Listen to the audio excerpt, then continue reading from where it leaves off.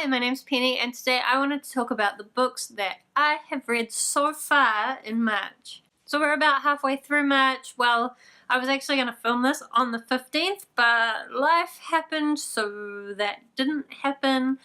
But so far, I have read 6 things in the month of March, which I'm pretty happy with, although I will admit 3 of those were graphic novels from the same series, and so I kind of, if I count them as one, then it's only 4 things. And one of those was a short story, so really not that many things at all, but I'm pretty happy with them because I really enjoyed a lot of them. So let's talk about them. So the first book that I read was Invictus by Graudin, and I had thought this was a series. It's not, and I am totally bummed about that because I loved this book. So Invictus follows this crew of time-traveling thieves who go back in time, and just before an artifact is kind of due to be destroyed, they'll grab it and take it forward to the future, sell it, make lots of money. But of course, being a time travel series, throughout the book a whole bunch of stuff happens that is weird and mysterious, and by the end it's just amazing. I think what I really loved about this book is the characters. I want to spend time with them, I want to be on their crew, I want to hang out with them.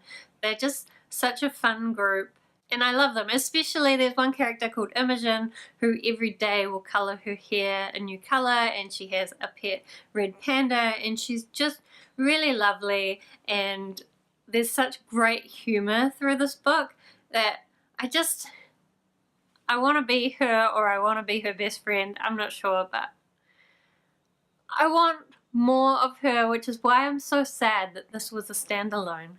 Now, I will admit that there were 2 relationships in this book that did feel a little bit like every pair, male-female pair, was getting paired off, and one of the relationships felt very YA, which this is YA, so I guess that's fair enough, but as an adult, sometimes it was a little bit frustrating going through that kind of relationship. I just wanted them to kind of jump ahead. But overall, it didn't deflect from the rest of the goodness too much, so I still really love this book. And I think if you like sci-fi, especially young adult sci-fi and time travel stuff and fun characters with a little bit of humor, I think that you would really love this book and you should really read it. I did see like a while back a lot of people were talking about wanting to read this book, but I think I've hardly seen anybody who's actually read it. I do know that the quarterly book club is supposed to be reading it, so hopefully that will mean there'll be a lot more people who've read it soon and I can talk to them about it. If you have read it, please comment down in the comments and let me know what you thought about it. So then the next book I read was also a fairly short one, and that is A Wrinkle in Time by Madeleine, which this is like a classic about some characters who are trying to find their father who's been missing, and they end up kind of traveling through time with these weird characters. It is definitely like a middle grade book in my opinion. It's aimed at like younger readers, so in some ways the storytelling was kind of quite simple. And it's funny because I picked up this book because when I saw the trailer for the movie, before it announced what the movie was, I was like, this would be a great book. I bet this is based on a book. And then when it came up A Wrinkle in Time, I was like, see, I knew this was based on a book.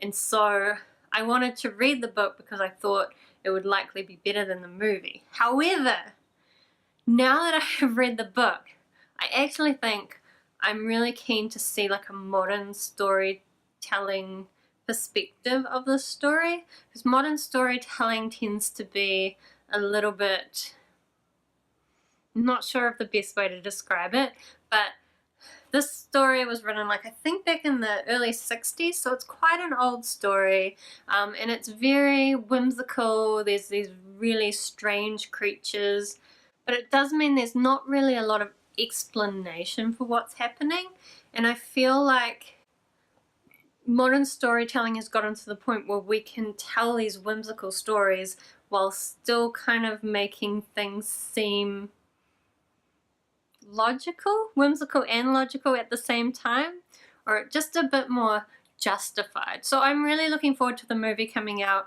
and seeing this modern take of the story. I have heard that the movie is quite different because it's already out over in the States, whereas in New Zealand we're still waiting. It doesn't come out, I think, until either the end of the month or the start of April. Either way, I've read the book, so I'm prepared for the movie now, and I'm really excited for the movie actually because the trailer was just beautiful. So even if the rest of it lets me down, at least it's going to be beautiful, right? The other thing is that this is like a quintet, so it's the beginning of a new series, and I had said I didn't want to start any new series, so oops. I also don't know when I'll actually get around to continuing the series. I do want to, but it wasn't really good enough that I feel the motivation to read it straight away, so I guess we'll see. So then the next three things that I read was Paper Girls, which is by Brian K. Vaughan and some illustrator type people. I love, like, I saw a lot of good things about these books. I love the bright colors on the cover. Everyone was talking about how it was time travel, and so I love time travel, as I said when I was talking about Invictus. So I was totally expecting these to be amazing. I was a little bit disappointed. Basically, it follows these kind of 12-year-old girls who are paper girls, and they end up falling into kind of this time travel adventure. They're from 1988, and they get time traveled forward to 2016 and also some other times. But I did feel like I read all three of these books at once, and I feel like very little happened given the amount of pages. And I don't know, I haven't read that many graphic novels, so maybe that's just what graphic novels are kind of like, slow? I don't know, but I didn't feel like there was much really solid that happened in here. Like, a lot of weird craziness is going on, but there hasn't really been many reveals of who are some of these characters, what are they trying to achieve. It's all just up in the air, mysterious. Another thing that I do have to say, in the very first few pages of the first book, there is some very homophobic language, and I believe that it's kind of being set up to express that that's what things were like in the 80s, and this is set in the 80s, and then kind of compare that to when they go forward to 2016, how attitudes are different, and there are these other characters who are time travelers who are gay. So I kind of feel like it was setting up this kind of exploration that some of the characters are going to go through, but in the first few pages, getting some language like that with no warning and no nearby kind of criticism of that language, I found it quite jarring, and it took me out of the story, and I just think it would have been good if someone had mentioned that was coming, and I could see that some people would be quite taken aback by that. So it's something to watch out for if you're picking these books up. I guess I will probably continue with the series just because they are very quick reads, but so far they've been a bit of a disappointment. Oh, also the other thing is that these bright colors on the front aren't really carried through, and the rest of the books are these kind of like quite pastel-y muted colors. Occasionally you get some bright colors, but I did find the art, like, it's not bad. There are definitely some really beautiful scenes, but compared to the covers, and I guess that's also true on the graphic novels because they put a lot more effort into the covers, and you can't possibly put that much effort into every single picture, but I just wish that some of these bright colors had made it into the rest of the series. Then the last thing that I read just the other day, I sat down and I read it in one go, and I'm so glad that I read it like that, and that is Opal by Maggie Stiefvater, which is a short story that comes after the Raven cycle. It's basically a story about Adam and Ronan, but it's told from Opal's point of view, so if you've read the Raven cycle, you'll know who Opal is. Her perspective is just so strange and different, and I think it was a really good kind of vehicle for Maggie Stiefvater's lyrical writing style, for her to be writing from the perspective of this dream character. And there were just so many points throughout the story that was so beautiful.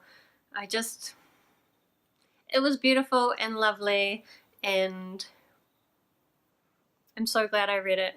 I do really recommend, if you want to read it, to put aside like an hour or two so that you can just read it in one go, because that's how it's written. It's just like, there are kind of sections, but it really is just a single story. I think it's 38 real pages, although I read it in e form, so it was like 100 and something pages in e form. But it's really beautiful, so if you've read The Raven Cycle, or you enjoy like to be honest, the story won't mean anything to you if you haven't read The Raven Cycle, so I wouldn't recommend it if you haven't read The Raven Cycle. But if you have and you haven't read this yet, you should really get it. I believe it's being sold as like an insert in the back of some of the new Raven Kings, or maybe as like a standalone bind-up. I just got it from the library, but it was so beautiful that I might have to try and get myself a copy of it. I think so. Because really now my Raven Cycle books are not complete without that story. So those were the books that I have read so far this month. Other than Paper Girls, which was maybe a bit of a miss, I really enjoyed them. So Invictus I loved, Wrinkle in Time was pretty good, and then Opal was amazing. So far March is going pretty well, and hopefully I can continue that for the rest of the month. So I hope that you are also having a really good reading month. I'd love to hear how your reading month is going down in the comments down below. Or if you've read any of the books that I just talked about, I'd love to talk to you about those as well. Thank you so much for watching, and I will see you next time.